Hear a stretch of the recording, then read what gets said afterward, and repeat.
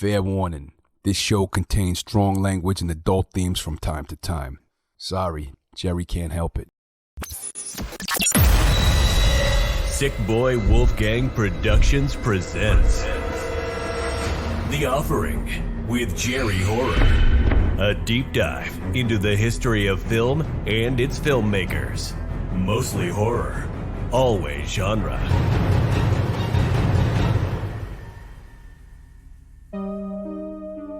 It's your pal Jerry here, and I'm excited to tell you all about my thrilling new limited series podcast called The Halloween Conspiracy with Jerry Horror. In each episode of The Halloween Conspiracy, I delve into the backstory and history of infamous local urban legends, myths, and folklore, with stories that have haunted me my entire life, like the Montauk Project, the Amityville Horror House, Nikola Tesla's Wardenclyffe Laboratory. I need you to tune in and help me get to the bottom of Long Island's biggest mysteries. Listen to this special 3-part The Halloween Conspiracy with your host, me, Jerry Horror, starting October 1st, available on iTunes, SoundCloud, Spotify, or wherever you may listen to your favorite shows. Your life may just depend on it. You've seen these guys at all the horror shows and Comic-Cons. Now you can get your very own inked up merch, the finest in embroidered horror and sci-fi themed merchandise. From Lost Boys to Street Trash, from Chopping Mall to Cobra Kai, Inked Up has the best in embroidered beanies, baseball caps, and patches. Now they've even got their own Jaws-inspired Amity Island board shorts. You gotta take a look, these things are cool. Visit their Etsy store at etsy.com/shop/inkedupmerch. Are you looking to get your own printed or embroidered merch? Inked Up has been in business for over 10 years. Whether you're looking for merch for your band, or you need crew logo shirts and hats for your first film production, you need some sick-looking perks for your Kickstarter project, Inked Up can accommodate your needs with their custom silkscreen printing and embroidery services. Visit inkedupmerch.com and tell them Jerry sent you. Welcome to The Offering with Jerry Horror, the show where we can have a quiet and frank discussion as adults about the things that matter to me, or at least that I think matter to me. Please take a moment to subscribe to our show wherever you get fine podcasts, and hey, stay up to date on future episodes. This week on The Offering, the ball is back. Boy, we're covering Phantasm II.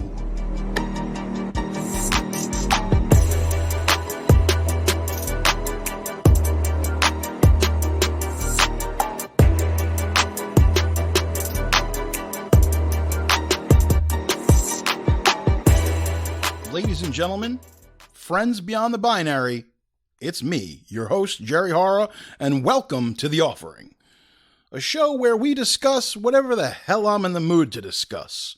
Yeah, that's right, I'm going through my Peter Falk era, and I don't give a fuck. So let's talk about some of the fantastic reviews that I've gotten. Well, one of them's a review. Again, guys, I told you, if you leave reviews, I will read them. Go on iTunes. I don't know, hit me up, just leave a review, all right? I'll read it. Like, I'm going to read this one right now on the air. Again, to a low-budget show that is not a part of a major media conglomerate, such as Bloody Disgusting or Fangoria, in case you're listening, I would do anything to be a part of your organization. Anything. I mean, anything. Even light housework. MRK to the E, 5-star review. Jerry offers it all. This is an incredible podcast. It's an absolute delight to be invited into Jerry's incredibly knowledgeable mind on a regular basis. If you love content like I do, be it music, movies, TV, or more, Jerry has a lot to offer you. I love seeing what he'll dive into each week. Can you think of a better way to spend an hour? Do it. Just like Shia LaBeouf said, just do it. And Nike did that too. Thank you, MRK to the E. It sounds like kind of like an opening to like a MRK to the E. It's kind of like a Beastie Boys thing. There's a bit of alliteration there. Thank you. You know, again, We're independent. This is a mom and pop operation. Mom and pop operation? Mom and pop. There was a weird alliteration that just happened that excited me. I'm sorry. Kangaroo meat. Kangaroo meat. That's the subliminal to get you to go murder world leaders. No, I can't tell you how much it means to me to get these amazing reviews. Like I said, not doing it for the money. Not doing it because, I do this because I love it. This is what I'm good at. I don't know. I can't do anything else. I tried being a stripper. I'm just not coordinated enough. I just don't have, there's equilibrium required to get on the pole. And like my uncle who went to jail for many years, he said, once you get on that pole, you're not going to want to get off. We never saw him again. Got a really nice piece of artwork. If you go to my IG, which the kids say stands for Instagram, whatever, sure, probably means drugs or something, am I right? A really nice email from Charles Christie. Hey, brother, I know it sounds like I'm blowing smoke up your ass, but I truly love the podcast, and I genuinely believe in the work you are doing. As appreciation for all the hours of funny you provide me on my way into work, I drew this piece of artwork up for you. So you can do whatever you want with it, and please do so. I hope you love it. Signed, Charles Christie. Charles, thank you. This piece of artwork that embodies my disruptive spirit, he has turned me into a cartoon effigy, and it has everything from Candyman to Phantasm to Freddy Krueger, even good old Jason Voorhees. Really has captured my spirit, and I appreciate that. This artwork is absolutely phenomenal. You definitely got to, I can't do it justice. Thank you, Charles. It's really means a lot to me. Hey, hopefully you're driving into work, doing what you do. This guy's obviously a professional artist. He's a tattoo artist. So if I can help somebody and inspire their creative medium, that's it. That's why we do what we do. So Charles, MRK to the E, thank you. I appreciate the love. It's genuine. I'm feeling it. There is a ground swell reaction that is happening to this podcast, and it's incredible, folks. Every day we get a little bit stronger, a little bit more powerful, a little bit closer to the top of the apex that is genre filmmaking, horror filmmaking, all that good stuff. People are now starting to recognize. They're saying, hey, you got something here, Jerry. You're doing something. You're inspiring people.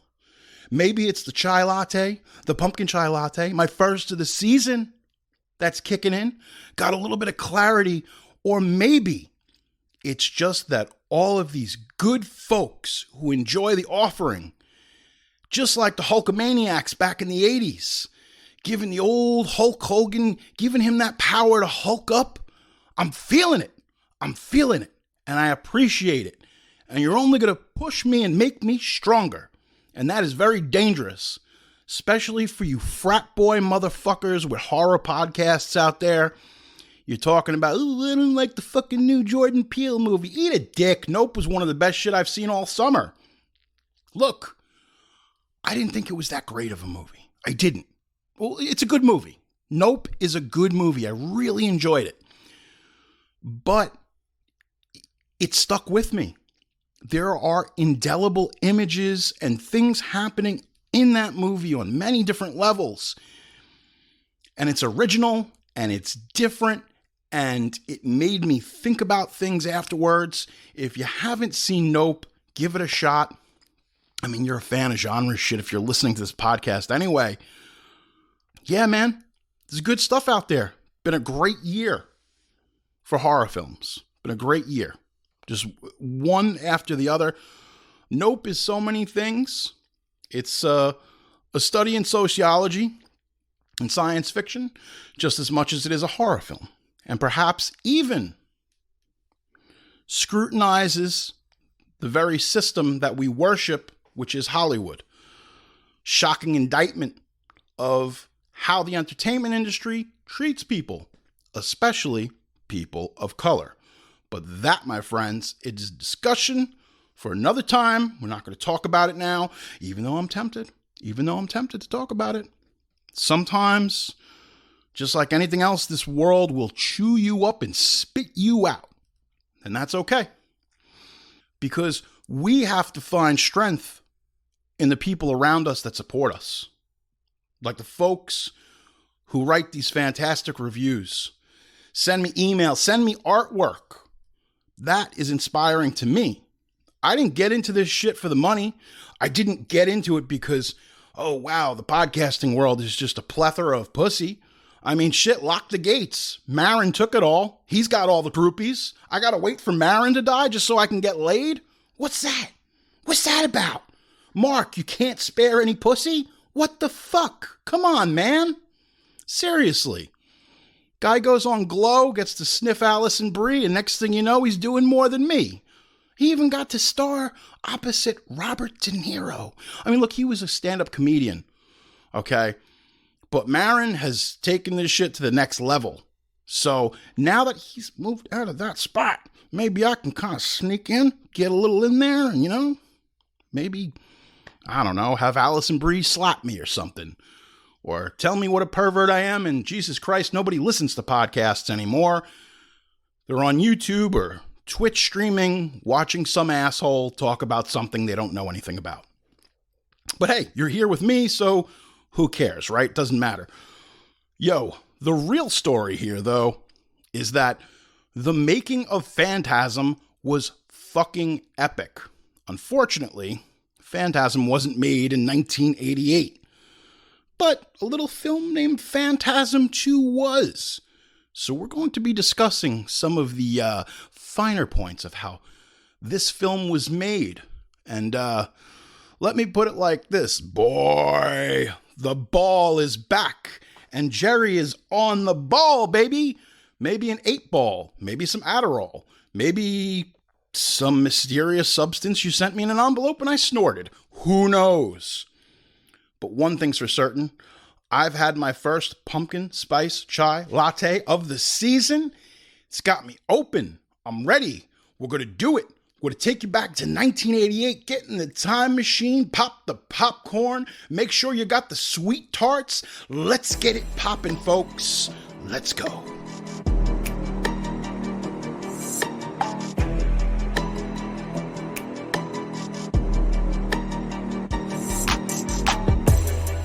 Was 1979.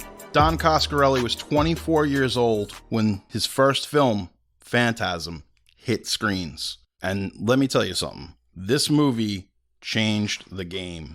Phantasm is a trippy and surrealistic film that captures the dreamlike state in which even Wes Craven kind of was able to certain degrees. But all right, listen, if you haven't seen Phantasm, just stop this right now and get on it because it's a masterpiece. It's one of those films. Surreal horror is hard to do. You could say that Rosemary's Baby is a bit surreal in some of the way it's executed. You could say Wes Craven's Serpent and the Rainbow, another one that kind of gets surreal. But there is this weird, dreamlike trance state, this transcendence of cinema that Phantasm hits that no other movie could possibly ever live up to at this point. I mean, look, there's new movies being made every day.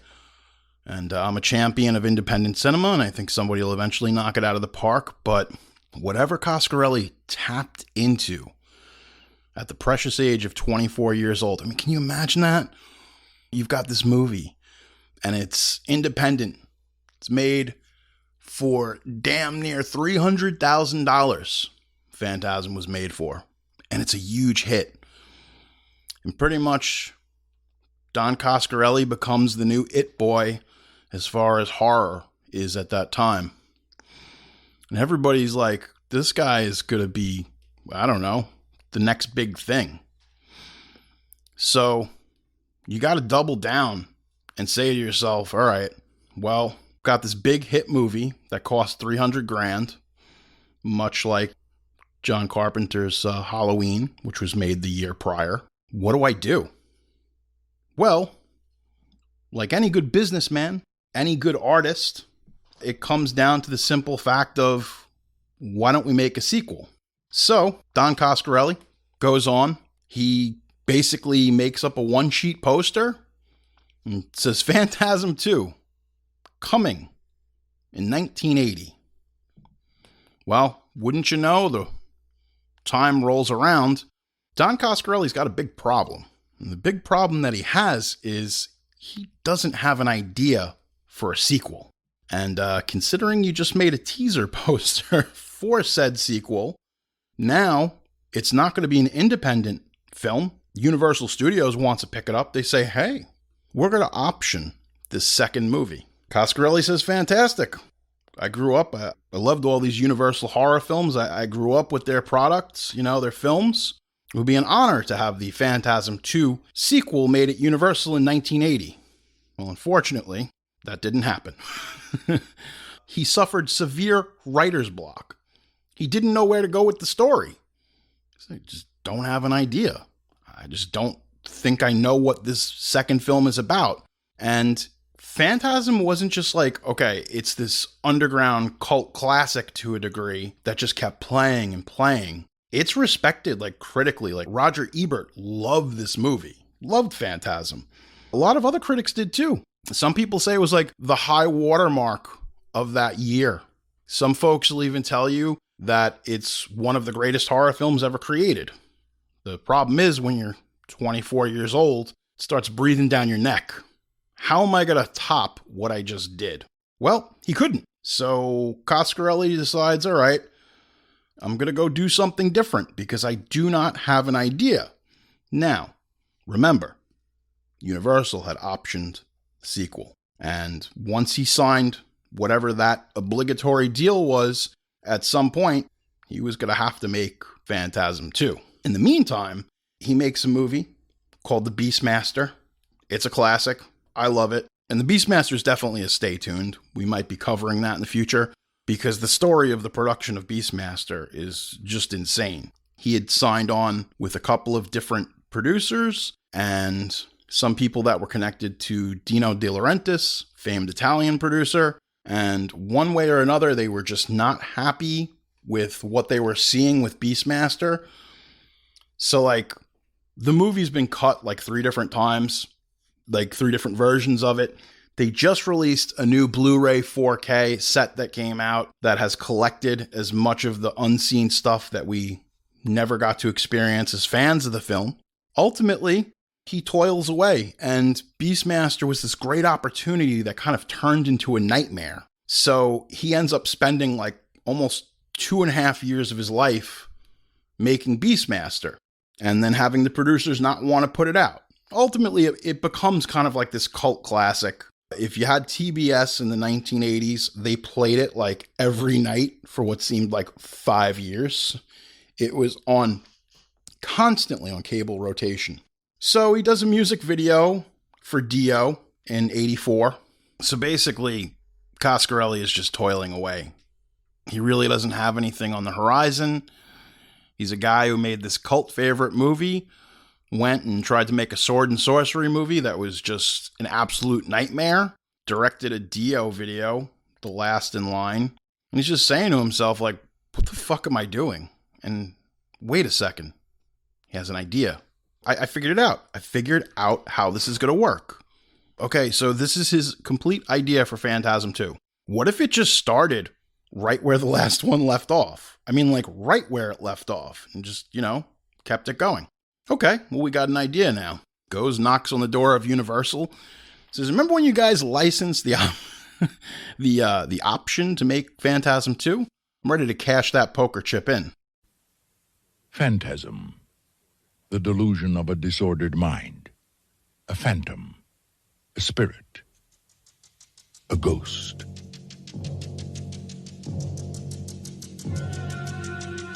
For 10 years, the secret of Perigord Cemetery has remained a mystery. Now, 3 innocent people are about to discover the ultimate evil. You think that when you die, you go to heaven. You come to us.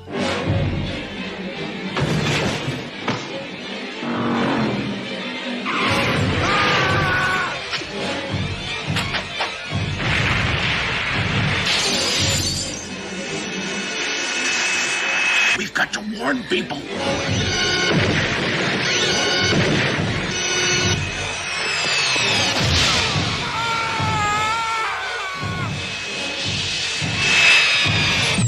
Phantasm II. It's only a dream. It's a dream. No, it's not. Folks, welcome to 1988. Released July 8th of 1988. That's pretty cool. Phantasm II. $3 million budget, which again, we talked about the first film had a $300,000 budget, so this was 10 times the amount that the original cost. This was the lowest budgeted film Universal produced in the 80s. Did pretty well too. Made $7.3 million. And that's a sizable hit, and we know what it's going to do on home video. We know it's going to play on cable forever. And this is the crazy thing. The film was largely greenlit over at Universal. Even though they had the distribution rights, it was greenlit and financed by Universal mainly because one of the main executives at the studio was just a big fan of horror movies. And he was also Don Coscarelli's former attorney. So isn't that... It's who you know, folks. It's who you know. This is a crazy story, how this all got made. At this point in time, like I said, we've talked about the $3 million formula.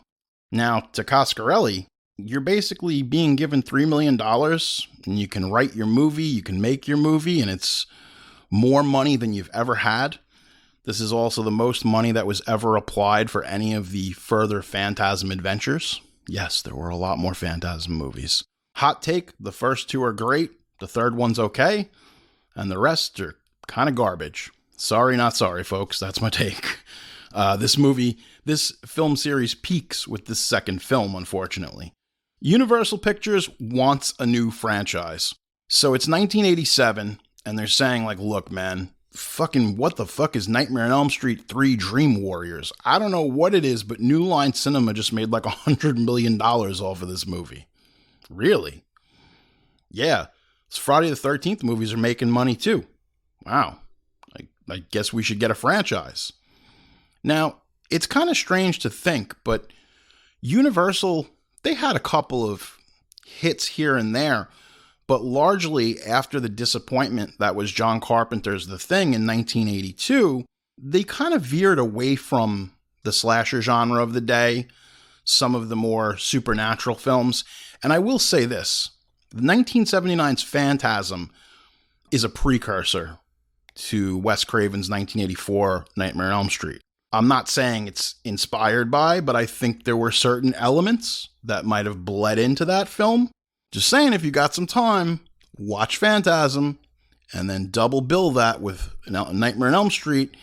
You might see some things that kind of seem the same. Just saying. I know it's not what you want to hear. That your beloved horror icon Wes Craven might have borrowed a little bit. Well, he didn't borrow anything, really. In actuality, storyline-wise, it's not like that. Tone. Surrealist tone. What is in the mind's eye? What is real? What is unreal? What's a dream? What's a nightmare? Maybe the greatest nightmare of all time is just the existence that we lead day to day. One way or the other, Universal Pictures wanted a hot slice of that hot horror pie in the 80s. Yeah, people were making money hand over fist, and they weren't spending a heck of a lot of money to do so. Hey man, the same year, believe it or not, as this was getting made, so was They Live, which we also covered this season.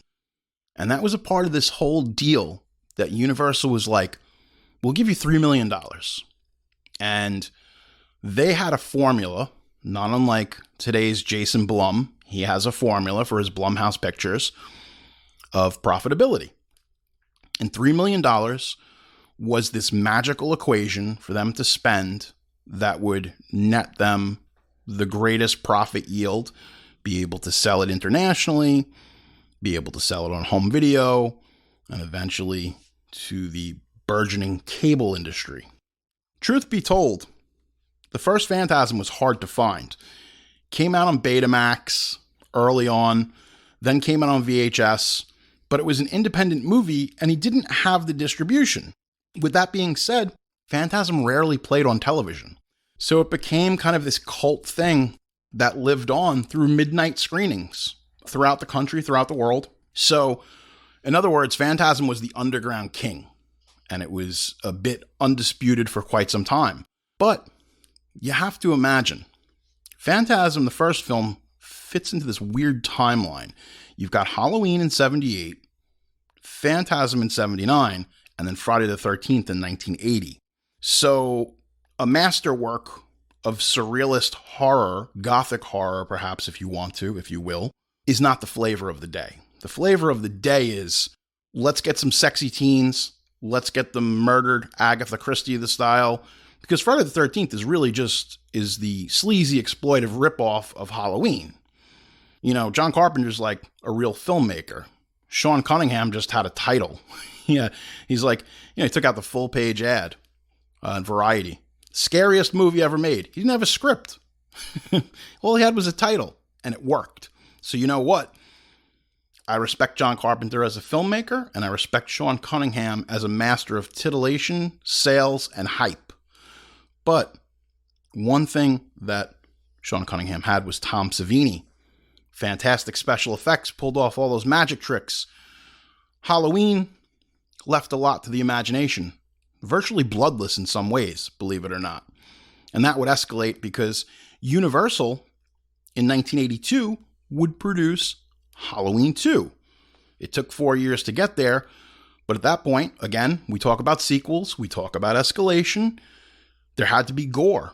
So there were a lot of reshoots with Halloween 2 to put in more gore. So while everybody's trying to make $1 and a cent in this industry, they're making quickie slasher ripoffs. Because what happens is it's like a VHS. You make a copy of a copy of a copy, and it eventually just degrades down to nothing. And that's ultimately what happens until 1984, where we have A Nightmare on Elm Street, which is a new take on the slasher genre. And while this is all happening, Coscarelli's had this terrible experience with Beastmaster. So now, finally being able to get the funding, $3 million, holy shit, that's a lot of money. Fantastic. He was ready. He's like, all right, I've been kicking myself in the ass, saying, why couldn't I make this happen? Why couldn't I get my franchise going? And on the same token, Universal had tried different things as far as the horror and science fiction genre. They were looking for their next franchise, and they just, for whatever reason, they couldn't find it.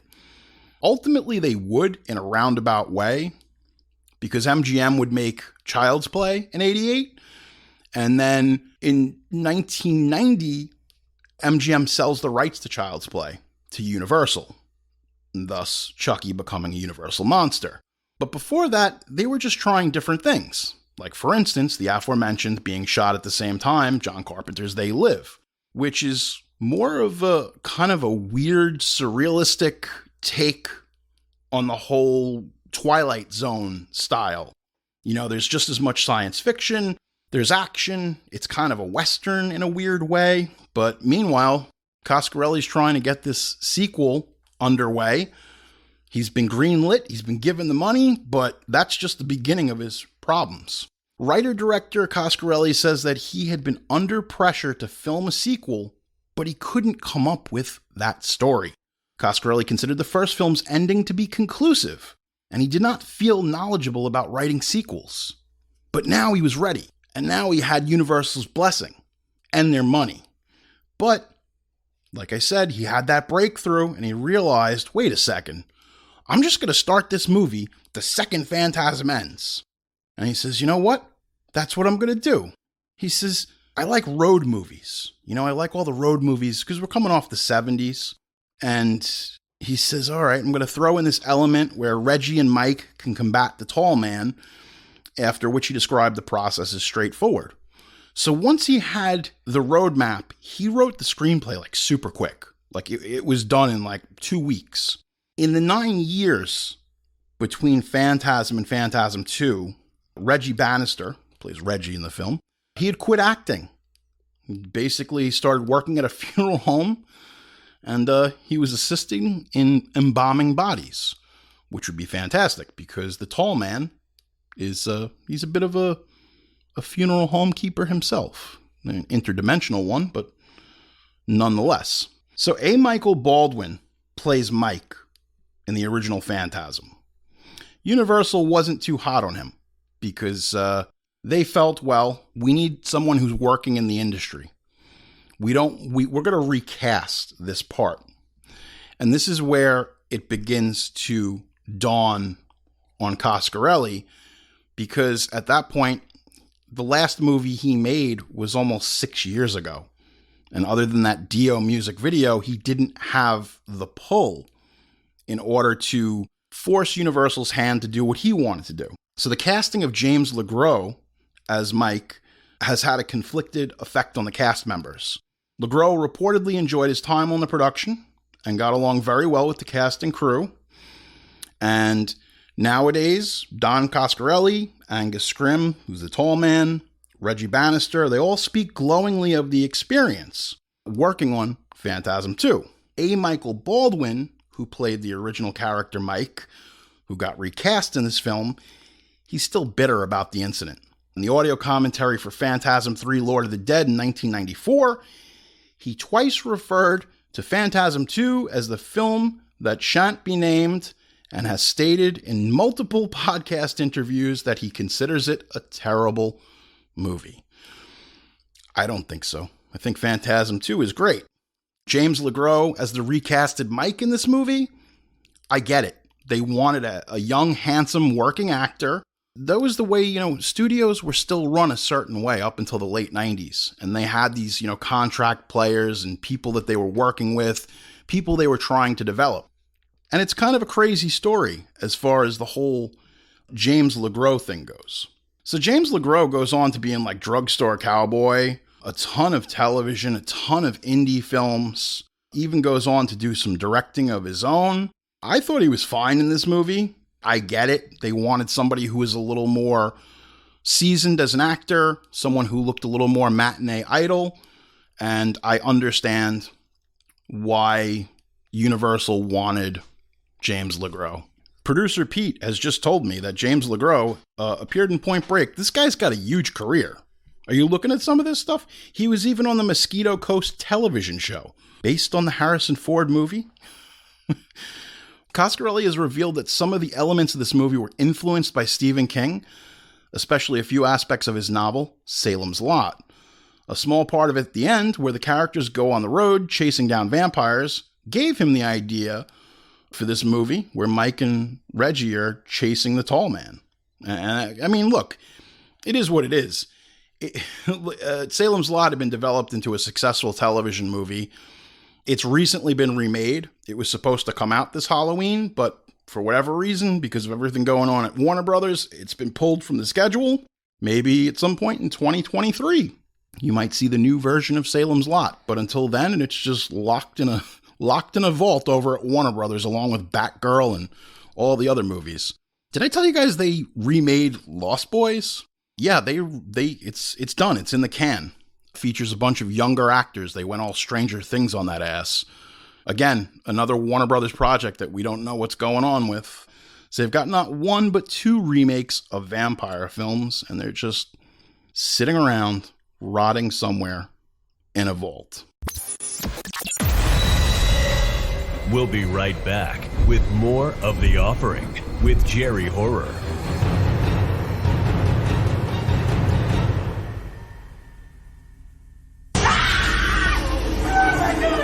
One of BuzzFeed's top 20 haunts nationwide.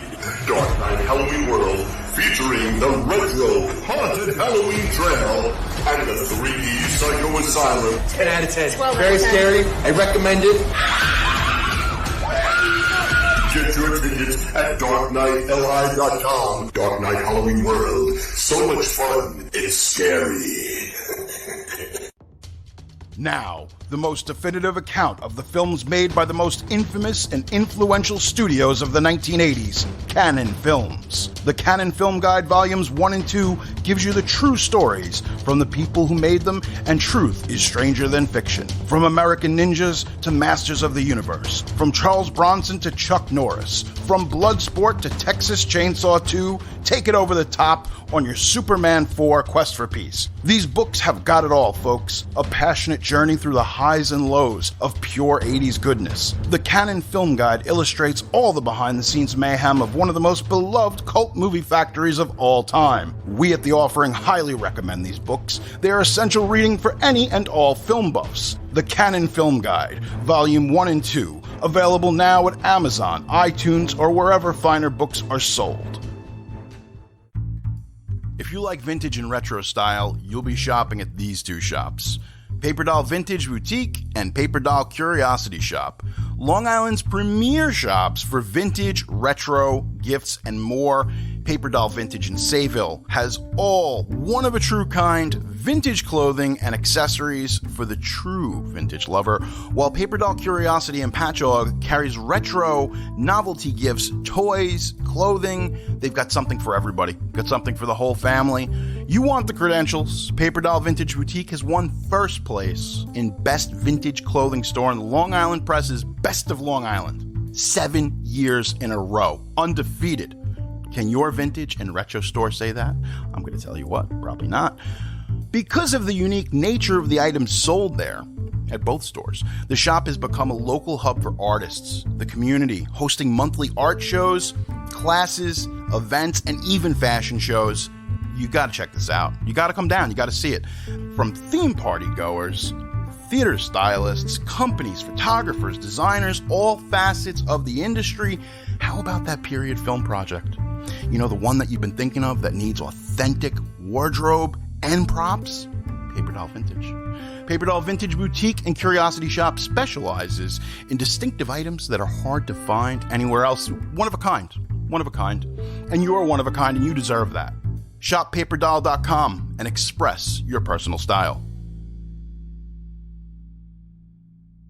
Listeners and fans of The Offering can get their hands on their very own The Offering with Jerry Horror merch, now only at TeePublic. Find your own fresh The Offering with Jerry Horror high-quality merchandise, including t-shirts, hoodies, tank tops, long sleeves, stickers, and mugs. Just like the show, we've got gear that's mostly horror, always genre. The Offering with Jerry Horror TeePublic store has everything you need to represent your favorite podcast. Folks, head on over to teepublic.com right now and pick up your very own Offering tee today. You're listening to The Offering with Jerry Horror. Got a question or a story you want to share with me? It might be featured in a future episode. Email me at jerryhorror@gmail.com or hit me up on Twitter at jerryhorror.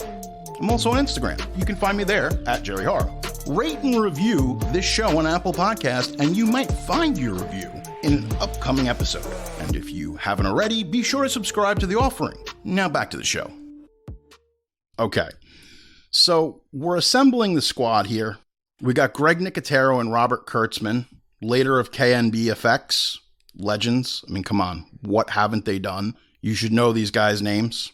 They did everything like from Dusk Till Dawn all the way to like now. You got Nicotero, who's been doing The Walking Dead for so long, but they've done, look, if you don't know who KNB Effects are, you shouldn't even be listening to this podcast. You lost your card-carrying membership to The Offering. Now, this is the only installment in the Phantasm series that doesn't include the original entire main cast. Bill Thornberry and his character did not appear in this film, and the only one to recast a main character with another actor.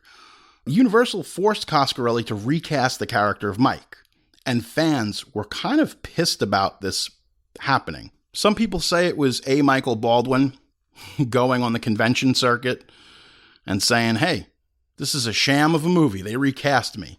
And there's obviously been bad blood, even up until today. In the year of our Lord 2022, A. Michael Baldwin is still pissed about this all these years later. In an interview, Reggie Bannister said that LeGros' casting was initially controversial among hardcore fans, but has become more accepted. And a little actor by the name of Brad Pitt originally auditioned for the role of Mike Pearson, and he almost got it, but it didn't work out. But it kind of did, because if you've seen Brad Pitt's filmography, losing Phantasm II might have been the best thing that ever happened to the kid. It's kind of one of these things. A lot of people say the narrative of Phantasm II might sound absurd and ridiculous, given what it's about, but the feelings of dread and anxiety that we get while we watch it are very real. This is a beautifully shot film. If you can, go buy the 2-disc set. You get Phantasm 1 and Phantasm 2. Well Go USA put it out. That is the Chinese company. They do a lot of distribution for Canada, as well as what's left over from the Hong Kong cinema scene. You know, at this point, they're distributing so many different kinds of films, but they have the international rights. So right now, you could probably go on Amazon as of this recording and get it for like $15, which is a pretty good deal. Both films on Blu-ray with all the special features. Pretty good. Well, wouldn't you know, we got to get back to that $3 million. That $3 million came at a price. And that price was Universal Pictures trying to control every facet of the production of Phantasm II. Now, Coscarelli admits to the following direct influences by Universal during the making of the movie. The illusory style of the first movie was discouraged. Don't make it surrealist. Don't make it trippy. We want a more linear plot line with voiceover narrations of various characters. You got to do this. That's the way it's got to be. No dreams by characters were allowed in the final cut. We don't want any of that Nightmare on Elm Street bullshit. We want everything that you see on screen to be happening. So, okay, well, we've got a different movie now. This is not going to be what Phantasm was. This is going to be something different, you know, as much as it can be, even though it still is the sequel. A female lead had to be added as a love interest for the character of Mike. There were no two ways about it. This character did not exist, but apparently they made it happen. Actress Paula Irvine was cast in the part. Universal executives wanted to recast both A. Michael Baldwin and Reggie Bannister because they were unknown and had been out of the movie business since the release of the first movie. Both of these guys hadn't acted in 9 years. I get it. I totally get it. Reggie Bannister is a fan favorite because he's like a real guy. He made this cult hit movie and then worked in a morgue. Truth is sometimes stranger than fiction, folks, and this is definitely one of those cases. Coscarelli resisted their efforts as far as Universal was concerned and was forced to audition A. Michael Baldwin and Reggie Bannister for this opportunity to reprise their roles. In the end, his efforts won him a concession. He was allowed to keep one of the two, but had to replace the other. Coscarelli chose to keep Bannister and cast James LeGros in Baldwin's place. Again, James LeGros has gone on to have this fantastic career. Producer Pete was telling me he's in Point Break.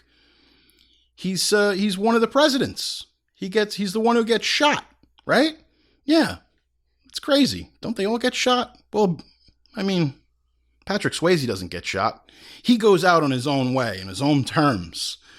And the, spoiler alert, the ocean swallows him whole. Or did it? Nah, it totally did. You know, I just really, as a side point, that Point Break remake was terrible. What a hard... There's some movies you just can't remake, and Point Break is definitely one of them. We're going to find out if Roadhouse is the other. Coming soon with Jake Gyllenhaal. So I really have to go into this side story, just super quick. J.J. Abrams calls, and this is just flashing forward, I just have to get this off of my chest. J.J. Abrams calls Don for a 35mm print of Phantasm. And Don's like, yeah, he's like, I would love to give you the one I have, but it's kind of shitty. And J.J. Abrams is like, it's kind of shitty? What do you mean it's kind of shitty? He's like, it needs to be restored. He's like, I just don't have the money to do it. Now, J.J. Abrams is infamous for having some really sweet Halloween programming, Halloween parties, where he has a bunch of friends over to his movie theater. And when he heard this, He said, this is ridiculous. So he put up his own money and independently financed to have Phantasm completely restored. It's beautiful. They've put it on 4K. And you can thank J.J. Abrams. So next time you make fun of that lens flare guy or the guy who might have destroyed modern Star Wars or, whatever, he restored Phantasm back to its glory. So we all have to be very thankful for J.J. on that. Look, Coscarelli was not going to win this fight with Universal. There was no way because it wasn't his money anymore. He was nobody. And the worst part was that Coscarelli felt like a nobody. While he saw a lot of his peers at that time, he had this huge hit being a young man. And now, here we were 8 years later. He's no longer the 24-year-old wonderkin. He's 32 years old, and whatever Universal says, whether it's how high, it doesn't matter. They got to do it. He's got to do it. He has to execute whatever it is that they tell him. Now, luckily, Don Coscarelli had a really good friend who you might know as Sam Raimi. Yes, that's Sam Raimi from Evil Dead. He visited the set on more than one occasion, and there's even this scene where you see the tall man chopping up a bunch of bones over by an urn, and the urn says Sam Raimi on it, and that was their little tribute. I gotta say it again, this is such a gorgeous movie. Watch it again. It is shot like all the stuff that's in there, because a lot of the style that you see, there's a bit of similarity. Obviously, they were coming up at the same time, Raimi and Coscarelli.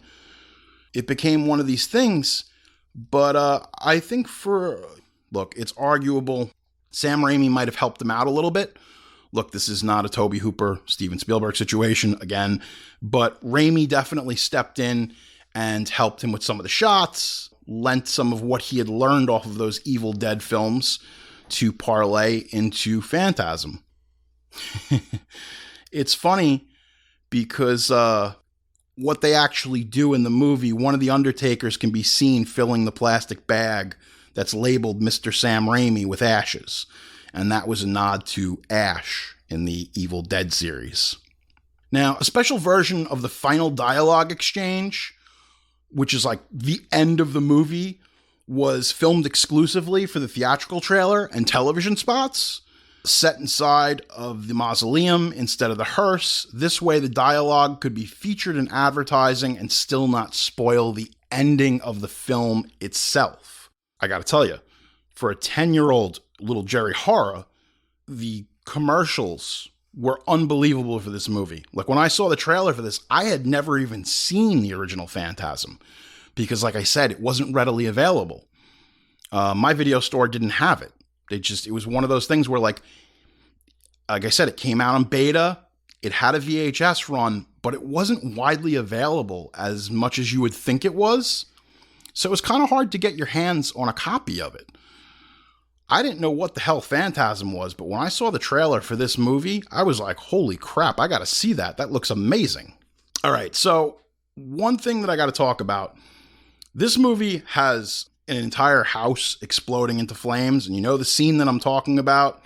If you don't, you really need to see this movie. Come back, stop the podcast, and, I should never tell you that, but you really should have seen Phantasm II. If you're this far into the show and you haven't seen it, that's on you, man. I'm sorry. So a sequence involving an entire house exploding in flames was filmed using a real house, which was in the path of California 105 freeway. The production company bought the house for $500 from the state of California under the condition that they would move it from the site once they were done doing what they did. The original house was one story, but a second story was added to match the house of the first film. And that's a hell of a way to open a movie. Like, hey, look, here's the house from the first movie, right? You remember? We're going to blow it up. Okay, that's pretty cool. I'm down with it. So a safety officer was sent to supervise the stunt and kept restricting the amount of explosives due to the fact that the house was near an airport. And they were afraid that with all the jet fuel and everything going on, it would cause a massive explosion. So the safety inspector goes to Coscarelli and he says, hey, what is this scene being filmed for? And he's like, oh, it's Phantasm II. And he says, this is Phantasm? Oh, shit. Blow the hell out of it. I fucking love that movie. And he allowed them to use as much explosives as they desired. The house was rigged with primer cord, mortars, black powder bombs, and plenty of gasoline, and then it was completely blown up.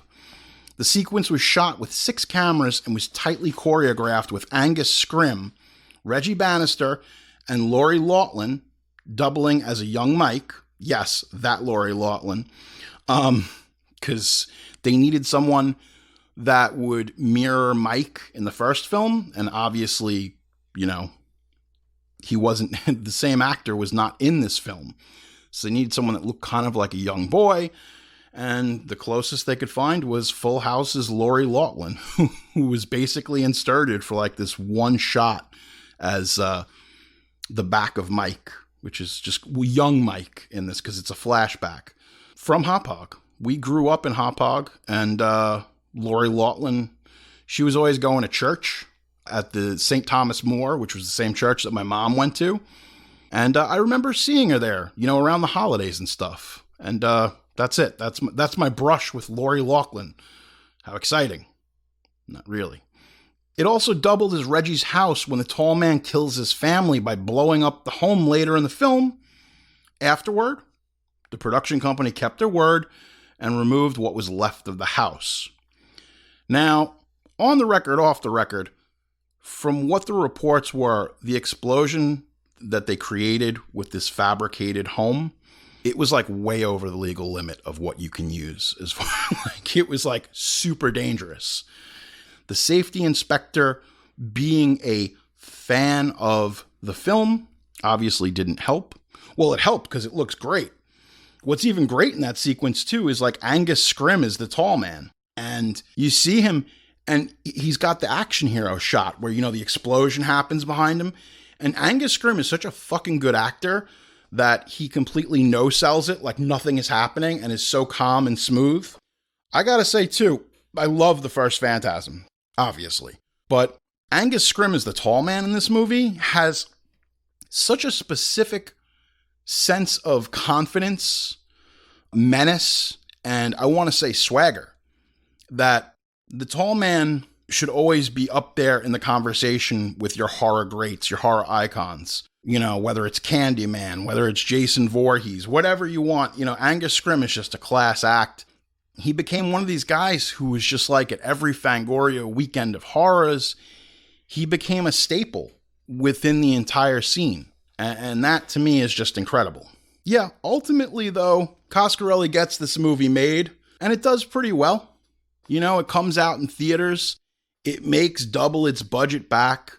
It plays very well overseas.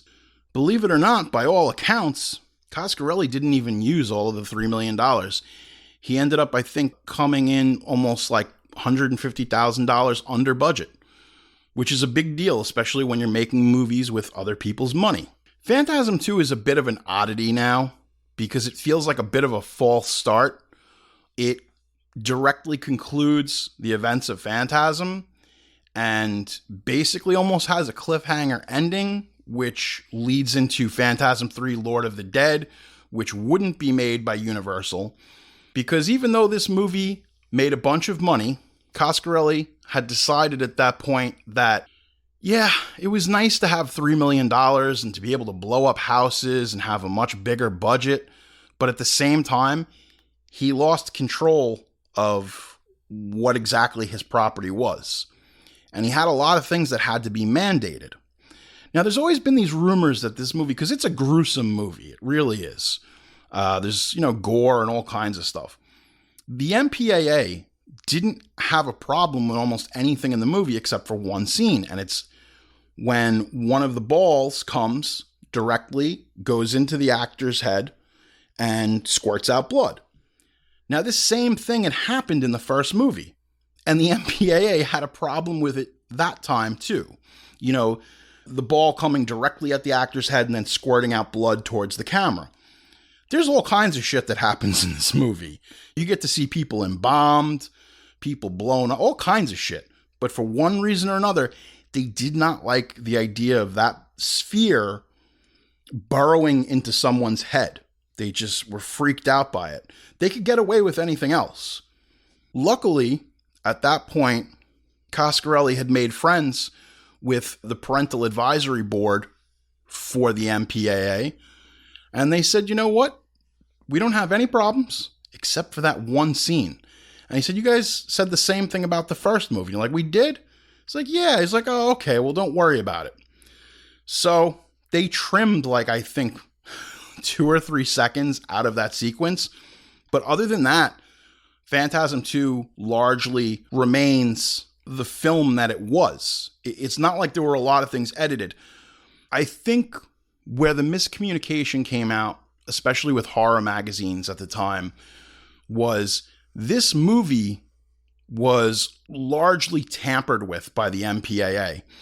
And that's not the case. It's not a censoring thing. The real problem that Don Coscarelli had was with Universal. They wanted certain things, and he basically had to provide it. Now, ultimately, what this is really all about is that you get the money that you want, you get the distribution you want, you get the special effects, you get the whole thing, but you lose control over your own property. Now, luckily, there was a period of time that Universal would be able to make another sequel to Phantasm. But luckily, because his friend, who was the attorney that worked for Universal at the time, Coscarelli had some things put into the contracts so that the rights would revert back to him if Universal decided not to make a sequel. And don't forget, the year after this is 89, and Batman, Tim Burton's Batman, changes the entire landscape of cinema. And everybody, things start to change. We start getting into the period of Universal Studios where they're more interested in making Jurassic Park and not exactly movies with spheres that burrow into people's skulls, as was the fashion of the day at the time. The whole world of cinema was going to change. And to be perfectly honest with you, even though the film was well received and made money, ultimately, Universal really didn't want to make Phantasm III. So the rights went back to Coscarelli. Say another 5 years later, he makes Phantasm III Lord of the Dead, and he does it independently. And it works out, and he continues to make these films. You can go to phantasmmovies.com and you can find out much more, because it's one of these rare occurrences where it's not like Wes Craven and New Line Cinema. Like, Coscarelli owns the rights to all these movies because the only one that was made through a major studio was the second movie. Now, it's kind of fudged up some things. They've done some incredible box sets, but the lion's share of money is when they have to pay the rights to Universal so that they can include Phantasm II in a box set, in a multi-DVD or Blu-ray set. So it's kind of one of these things that one time that this guy decided to work with a major studio, all these years later, like, yes, it was a great opportunity and it brought the series forward.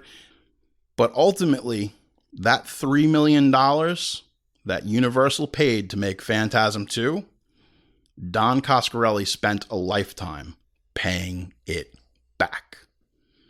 And that's the moral of the story, folks. You might be able to get what you want, but what price will it cost you? And hey, look, we got a great movie. It's a different movie. It's not the first Phantasm. This is much more kind of in the action science fiction. There's a lot more gore. We got a lot more special effects because we've got the budget to do it. When you're working on a movie that costs 10 times the amount of the original, you got some wiggle room to make a very interesting film. And that's kind of exciting until they tell you to keep changing everything. Because ultimately that's what happens. When you decide to allow a major motion picture studio to budget your film and ultimately end up kind of co-opting and co-owning what you've created, the money men always have the final say. I think it didn't turn out all too bad, but it's definitely an experience that Coscarelli learned from. Because after this, he goes and he makes like 3-4 more Phantasm movies, all independent. Never have that kind of money to play with again, but you know what? He got to make the movies he wanted and got to do it his way.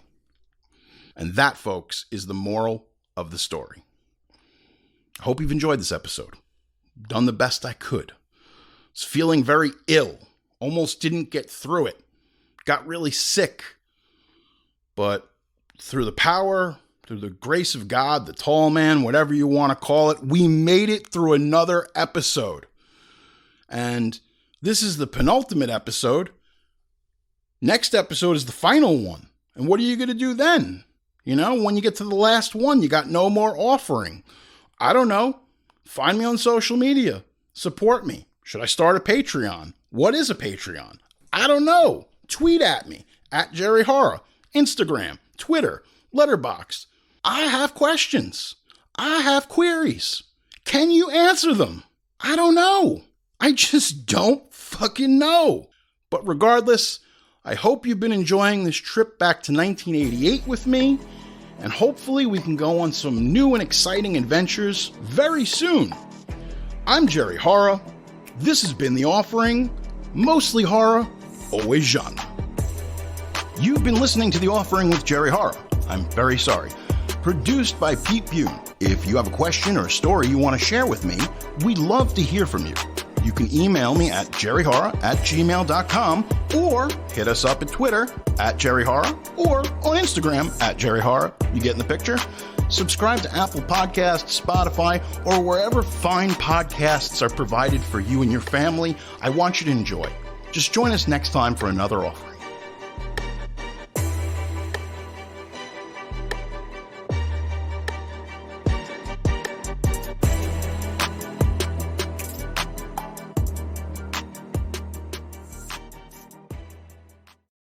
I'm Tom. My partner Mike and I have been friends and co-workers for a long time. And at work, we're known for our daily water cooler conversations about TV shows and movies we are currently watching. Whether we're arguing over which Marvel TV show is the best or agreeing about which Netflix original movie is the worst, the pop culture conversation is always popping on Two Brothers at a Water Cooler. You can listen to Two Brothers at a Water Cooler on Apple Podcasts, Spotify, or wherever podcasts are available. Subscribe and share today.